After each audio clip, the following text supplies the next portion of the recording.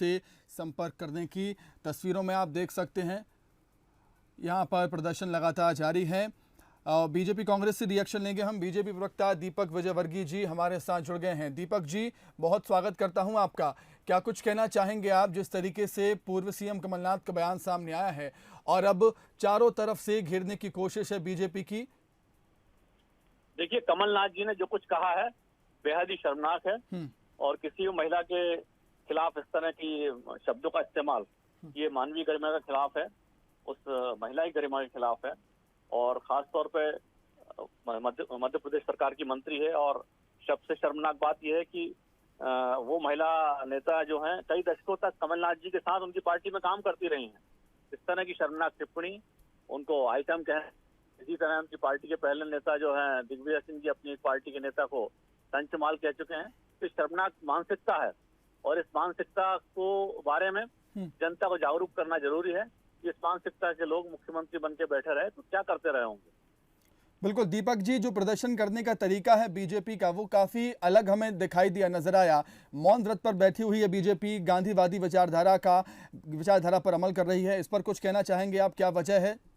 नहीं, ये इसीलिए है कि जब बात शुरू होगी तो कर्कश कोई भाषा का प्रयोग ना हो। हम सार्वजनिक जीवन में सभ्य भाषा के पक्षधर हैं और जो कुछ बात तो उन्होंने कुछ कही है, क्योंकि आपने मुझसे बात करी तो मैंने भी कुछ शब्दों का उनको दोहराना पड़ा मुझे, जो कमलनाथ जी ने कहा है, दिग्विजय सिंह ने कहा।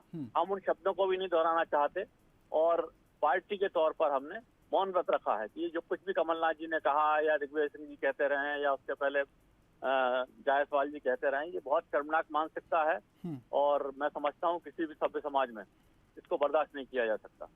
ठीक है दीपक जी, आपका बहुत शुक्रिया तमाम बातचीत के लिए। तो मौन व्रत के जरिए बीजेपी संदेश देना चाहती है प्रदेश को कि जो पूर्व सीएम कमलनाथ ने कहा है इमरती देवी को, वो बीजेपी भी नहीं दोहरा सकती है। किसी भी महिला के लिए ऐसे शब्द बीजेपी भी नहीं दोहरा सकती है। इसीलिए बीजेपी मौन व्रत पर बैठी हुई है इंदौर, राजधानी भोपाल और ग्वालियर में।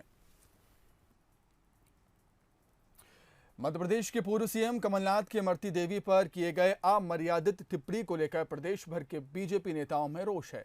कमलनाथ के विरोध में बीजेपी पूरे प्रदेश में मौन धरने पर बैठी है, तो ग्वालियर में भी बीजेपी मौन प्रदर्शन कर रही है, जिसमें बीजेपी के प्रदेश अध्यक्ष वी डी शर्मा, पूर्व राष्ट्रीय उपाध्यक्ष प्रभात झा, पूर्व मंत्री जयभान सिंह पवैया समेत कई बीजेपी नेता और कार्यकर्ता मौन धरने पर बैठे हुए हैं।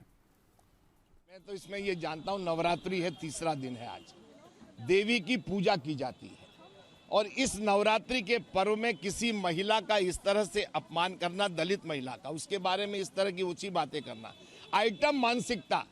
क्या किसी महिला को आइटम कहा जा सकता है?